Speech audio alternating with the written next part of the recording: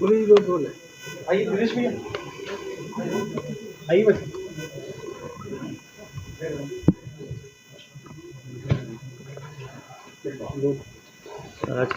आज कानपुर में special Olympic Bharat sports का आयोजन हो रहा है। जो स्पेशल बच्चे हैं, मानसिक रूप से दिव्यांग बच्चे हैं, ऐसे बच्चों को एकत्र करके उनको स्पोर्ट्स से जोड़ना, खेल से जोड़ना इस संस्था का मुख्य उद्देश्य है। मैं संस्था की अध्यक्ष आदरणीय मल्लिका नड्डा जी का हृदय से स्वागत करता हूं और ये संस्था आदरणीय मल्लिका नड्डा जी के नेतृत्व में लगातार 2 दशकों से अधिक समय से काम कर रही है।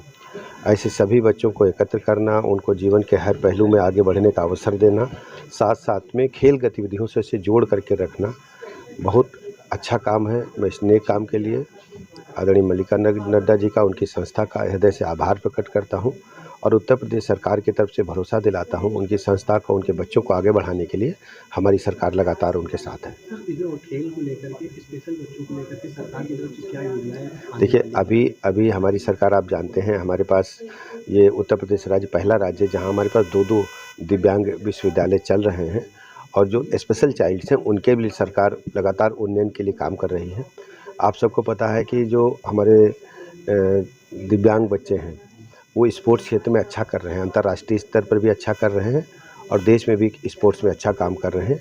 उनको पढ़ने में, उनको रहने में, उनके जीवन को आगे बढ़ाने में हमारी सरकार हर मदद के लिए काम कर रही है। सर, बात करी जाए अगर राजनीति की, तो जो गठबंधन हुआ है उसको किस नजरिए से? गठबंधन का कोई मतलब नहीं है। ये एक तरीके से नए डिब्बे में पुराना माल है और ये वही लोग हैं जो यूपीए 1 और 2 में सरकारें चला रहे थे। समाजवादी पार्टी तब भी उनके साथ थी, आज भी उनके साथ है और उत्तर प्रदेश में इस गठबंधन को धरातल पर एकदम फ्लॉप शो साबित होगा।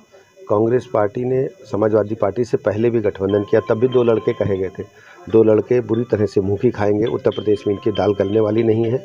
जनता ने इन्हें पूरी तरह नकार दिया है और आप जानते हैं कि समाजवादी पार्टी की गुंडई अराजकता को लोगों ने नफरत करना शुरू कर दिया।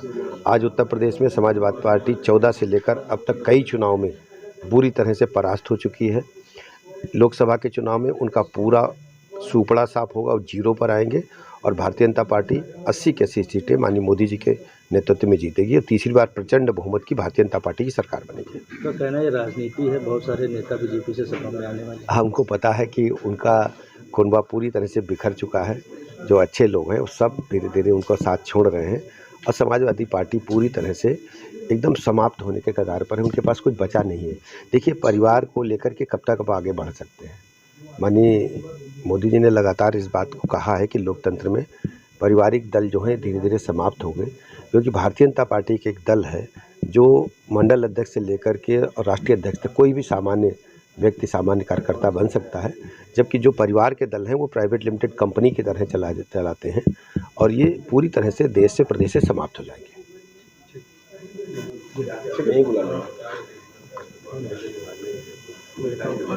मैम, आज किस कार्यक्रम में यहाँ पर क्या कार्यक्रम है, किसमें जो डिप्टी सीएम जाएगा? स्पेशल ओलंपिक्स भारत उत्तर प्रदेश शाखा के द्वारा नेशनल चैम्पियनशिप पावर लिफ्टिंग का आयोजन कानपुर में किया गया है।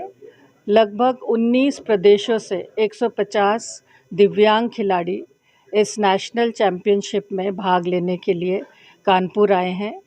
नेशनल चैम्पियनशिप पूरे देश में अलग अलग प्रदेशों में आयोजित की जा रही है और इस नेशनल चैम्पियनशिप के कार्यक्रम के पश्चात वर्ल्ड समर गेम्स जो अमेरिका में होने जा रहा है, उसके लिए हम अपने मानसिक दिव्यांग खिलाड़ियों को तैयार कर रहे हैं।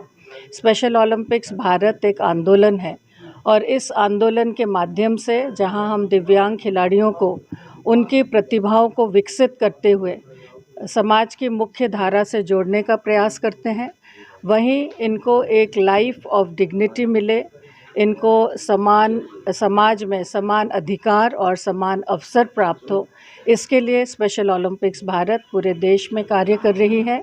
हमारा सभी प्रदेश सरकारों से और उत्तर प्रदेश सरकार से यही निवेदन रहेगा कि दिव्यांग खिलाड़ियों के लिए एक्सेसिबल स्टेडियम बने आवास की सुविधा उसमें मिले और पूरे प्रदेश में जहां स्पोर्ट्स सेंटर्स हम इन दिव्यांग खिलाड़ियों को प्रोत्साहित करने के लिए स्थापित करें, वहीं इनके हेल्थ चेकअप कैंप्स के माध्यम से इनको शारीरिक रूप से भी सुदृढ़ करने का एक प्रयास हम सरकार के माध्यम से करेंगे। मुझे आशा और विश्वास है कि जहां प्रदेश सरकार पैरा ओलंपिक्स के खिलाड़ियों को प्रोत्साहित कर रही है, वहीं स्पेशल ओलंपिक्स के मानसिक दिव्यांगता से ग्रसित इन खिलाड़ियों को भी प्रोत्साहित करेगी।